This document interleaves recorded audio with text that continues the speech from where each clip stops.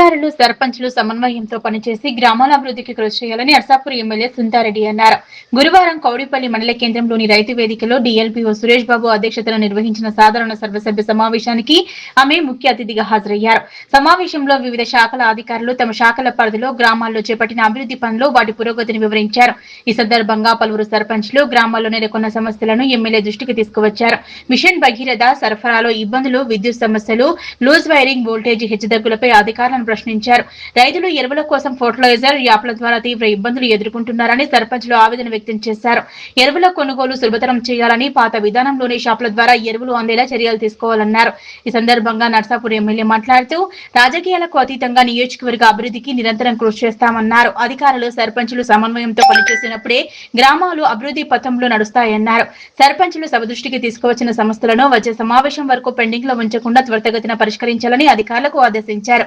సర్వసభ్య సమావేశాలకు అన్ని శాఖల అధికారులు విధిగా హాజరు కావాలని, గైర్హాజరయ్యే శాఖల అధికారులను గుర్తించి చర్యలు తీసుకోవాలని ఎంపీడీఓకు సూచించారు. అవసరమైతే మెమోలు జారీ చేయాలన్నారు. ఫర్టిలైజర్ యాప్ల కారణంగా రైతులు ఎదుర్కొంటున్న ఇబ్బందులను ప్రభుత్వం దృష్టికి తీసుకువెళ్లి పరిష్కారానికి కృషి చేస్తానన్నారు.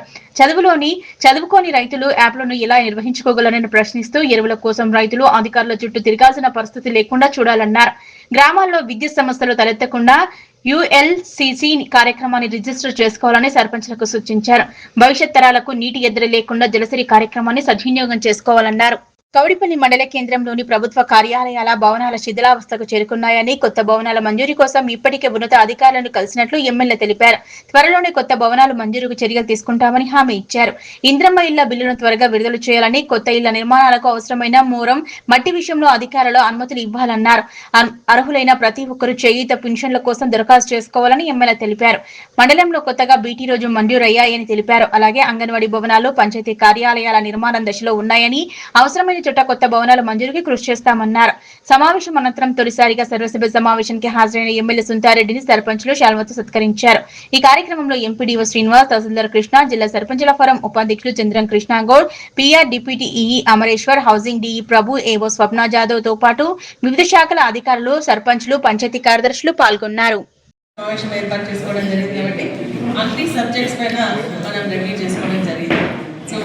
అధికారులకు నేను విజ్ఞప్తి చేసేది ఏంటంటే, ఈ రోజు గ్రామంలో ఉన్నటువంటి సర్పంచ్లు వారు ఎదుర్కొన్నటువంటి సమస్యలను మన దృష్టికి మండల సమావేశం దృష్టికి తీసుకొని రావడం జరిగింది. కాబట్టి ఇవి ఇక్కడ విన్నాం, ఇక్కడనే వదిలేస్తాం అనేది కాకుండా మళ్ళీ సమావేశానికి ఇటువంటి సమస్యలు ఈ రోజు ఏవైతే చెప్పడం జరిగిందో ఆ సమస్యలు మళ్ళీ తిరిగి పునరావృతంగా ఇక్కడ చర్చించే అవకాశం రాకుండా మీరు చర్యలు తీసుకోవాల్సిందిగా నేను కోరుతాను. మండల లెవెల్లో అయితే మీ లెవెల్లో తీసుకోవచ్చు, లేదంటే డిఎల్పీ గారు స్పెషల్ ఆఫీసర్గా ఉన్నారు, మరి లేదంటే కలెక్టర్ గారు దృష్టికి, డిపిఓ గారి దృష్టికి తీసుకెళ్ళి వాటిని పరిష్కరించాల్సిందిగా నేను అధికారులందరూ కూడా కోరుతాను. మరి అదేవిధంగా ఏంటంటే సర్పంచ్లు, మరి అదేవిధంగా సెక్రటరీ, మండల లెవెల్ అధికారులు ఒకరి కోఆపరేషన్ ఒకరు అందించుకోవాల్సిన అవసరం ఉంది. మంచి కోఆర్డినేషన్తో వెళ్లాల్సిన అవసరం ఉంది. ఎందుకంటే గ్రామంలో వారు ఒక రకమైనటువంటి సేవ చేస్తున్న రాజకీయంగా, మీరు ఉద్యోగపరంగా చేసినటువంటి సేవలు అల్టిమేట్గా అందరం కూడా ప్రజలకు సంబంధించినటువంటి ప్రభుత్వం నుంచి అటువంటి పథకాలు అందించడానికి ప్రయత్నం చేస్తున్నాం. కాబట్టి ఆ విధంగా ఒకరి సహకారం ఒకరు తీసుకుంటూ గ్రామాల్లో ఉన్నటువంటి ప్రజలకు మేలు చేసే విధంగా మనం ప్రయత్నం చేస్తామని చెప్పేసి కూడా నేను తెలియజేస్తా ఉన్నాను. మరి అదేవిధంగా అధికారులు ఎవరైతే ఈ సమావేశానికి రాలేదో వారిపైన చట్టపైనటువంటి చర్యలు తీసుకోవాలి. ఎంపీడీఓ గారు ఎవరెవరైతే మీరు సమావేశం ఇచ్చిన ఈ రోజు కొంతమంది రాలేదు వారిపై మెమో ఇష్యూ చేయండి, కలెక్టర్ గారి దృష్టి కూడా తీసుకెళ్లాల్సిందిగా కోరుతా ఉన్నారు. మరి అదేవిధంగా మనము అన్ని సబ్జెక్ట్స్ పైన మాట్లాడుకున్నాం. ప్రధానంగా ఎలక్ట్రిసిటీ, అగ్రికల్చర్ వీటిపైన మనం ఎక్కువ కాన్సన్ట్రేట్ చేయడం జరిగింది. నేను మరి అధికారులు కూడా చెప్తున్నదంటే, పేద రైతులు మనమంతా కూడా గ్రామీణ ప్రాంతాల్లో 90 నుంచి 95% రైతులమే. మరి వ్యవసాయం పైన ఆధారపడుతున్నటువంటి వాళ్ళకు వర్షాభావ పరిస్థితి, పోయినసారి కలెక్టర్ గారు ఇక్కడ ఇదే వేల విత్తనం వేల పెట్టినప్పుడు కలెక్టర్ గారు మేము అందరూ కూడా వచ్చినప్పుడు 40% మైనస్లో ఉంది మన కౌడిపల్లి మండల వర్షం. కానీ ఆ రోజు బ్రహ్మాండంగా మరి వర్షం పడడం వల్ల ఈరోజు మనం కొంత మైనస్లో నుంచి ప్లస్లోకి వచ్చినామా లేదా, ప్లస్లోకి రాకుండా వస్తుంటాం, కానీ కాకపోతే మైనస్లో కొంతవరకు ఉన్నాం. కాబట్టి మనము ఆల్టర్నేట్ క్రాప్స్ గురించి కూడా మనం మెల్లమెల్లగా ఆలోచన చేసుకోవాల్సిన అవసరంతో పాటు మరి రైతులు పంటలు వేసుకున్నారు. మొన్న వర్షాలు బాగుపడ్డాయి కాబట్టి ఇంకా నాట్లు కూడా వేసుకోవడం జరిగింది. మిగిలిన వాళ్ళు కూడా ఆ రైతుల పంటలు కాపాడాల్సినటువంటి బాధ్యత మరి వ్యవసాయ అధికారులపై ఉంది. ఇప్పుడు వారికి అందించాల్సింది ఏంటంటే యూరియా, డిఏపి ఇవన్నీ కూడా సక్రమంగా సకాలంలో అందించాలా. మన ఆకులను కూడా పోతే అక్కడ రైతులకు నష్టం జరుగుతుంది. కాబట్టి నేను కూడా ఇక్కడ నుంచి డైరెక్టర్ గారితో మాట్లాడడం జరిగింది. ఫస్ట్ ఏమో స్టేట్ యాప్ అయింది, స్టేట్ యాప్ అయిపోయి సెంట్రల్ యాప్ అయిపోయింది, మళ్ళీ రిజిస్ట్రేషన్ చేసుకున్నారంటే యూరియా ఇస్తామంటున్నారు. ఇవన్నీ వల్ల రైతులకు అవంతా తెలియదు. రైతులు అధికారులను బతిలాడే విధంగా రైతులు కాలు మొక్కేటువంటి పరిస్థితి దిగజార్చొద్దు అని చెప్పేసి కూడా నేను ఈ సందర్భంగా తెలియజేస్తాను. వాళ్ళు గౌరవంగా బతికే విధంగా ఉండాలి తప్ప వారు పండించినటువంటి ధాన్యం వల్లనే మనం 5 చేతులు నోట్లో పోతున్న విషయాన్ని మనం మర్చిపోదని చెప్పేసి కూడా నేను ఈ సందర్భంగా తెలియజేస్తూ ఆ యూరియాకి సంబంధించినటువంటి ఇమీడియట్గా వారికి సప్లై చేయాలా. ఎవరైతే గ్రామంలో ఉన్నటువంటి రైతులకు మరి యాప్ ద్వారా మనం తెలుసుకోకపోతున్నారో మరి మన వాళ్ళందరూ కూడా సహకరించాలని చెప్పేసి కూడా నేను ఈ సందర్భంగా తెలియజేస్తాను. రెయిన్ వాటర్ ఎక్కడికైనా అక్లామినేట్ అయ్యి మళ్ళీ దాన్ని ఎక్కడో వెళ్ళిపోతుంటుంది కాబట్టి అది ఎక్కడికి వెళ్ళిపోతుందో అక్కడ మనం సోప్ ఇచ్చే విధంగా కూడా మీరు పర్మిషన్స్ ఇవ్వాలని చెప్పేసి కూడా నేను కోరుతా ఉన్నా. మరి అదేవిధంగా ఈరోజు ఉపాధి హామీ పథకం సర్పంచ్ గారు చెప్పినట్టుగా పేమెంట్ వస్తుందా లేదా అని చెప్పేసి నిజం కూడా అందరికీ టెన్షన్ ఉంది. మనకు జరిగేది ఇప్పుడు ఇంటికి కేవలం కేంద్రంలో ఉన్నటువంటి బీబీజీ రామ్జీ అంటే గతంలో ఉపాధి హామీ పథకం వచ్చింది. దాంట్లోనే సీసీ రోడ్లు, జీపీ బిల్డింగ్లు, anganwadi building, compound walls, soak pits ఇవన్నీ అలానే వస్తున్నాయి. సో పెండింగ్ అయిపోయినాయి. నిజం కూడా మీరు వచ్చిన కూడా వర్క్స్ అని కూడా మన బిల్స్ అని కూడా పెండింగ్ అని పీడీగా చెప్పడం జరిగిందంటే వారం 10 రోజుల లోపల మొత్తం పాత పేమెంట్స్ అన్ని కూడా క్లియర్ చేస్తున్నారని.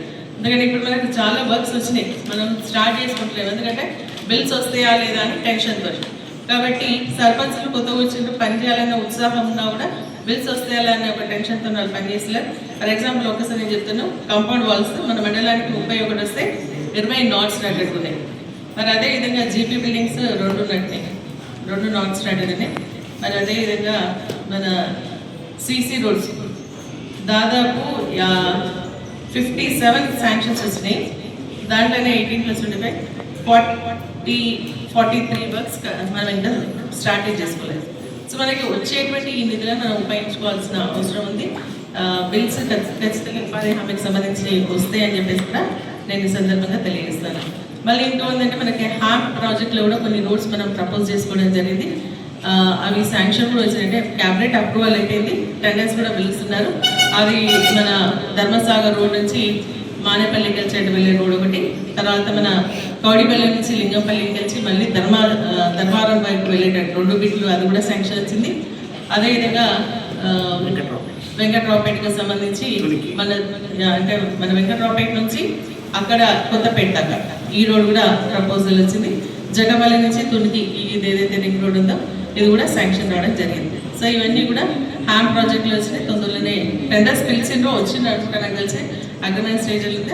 అవన్నీ వర్క్స్ కంప్లీట్ అయితే అని చెప్పేసి నేను భావిస్తా ఉన్నా. ఇంకా కొన్ని రోడ్స్ కూడా మనం ప్రపోజ్ చేసుకోవాల్సిన అవసరం ఉంది. వాటిని కూడా మళ్ళీ తిరిగి పంపించడం జరుగుతుందని చెప్పేసి కూడా నేను తెలియజేస్తా ఉన్నా. మరి ఇంకొకరి జీపీ బిల్డింగ్స్ కావాలని చెప్పేసి మీరు అడగడం జరిగింది, అంగన్వాడీ బిల్డింగ్స్ కావాలని చెప్పేసి అడుగుతా ఉన్నా. అవన్నీ కూడా నెక్స్ట్ ఇప్పుడు బీబీజీ రామ్జీ కింద మనకు ఆప్షన్ ఉంది. స్కూల్ రూమ్స్ కూడా దాంట్లో ఇక్కడ అవకాశం ఇస్తున్నారు కాబట్టి ఎక్కడెక్కడైతే అవసరం ఉందో అవన్నీ కూడా పంపించడం జరుగుతుందని చెప్పేసి కూడా నేను తెలియజేస్తాను.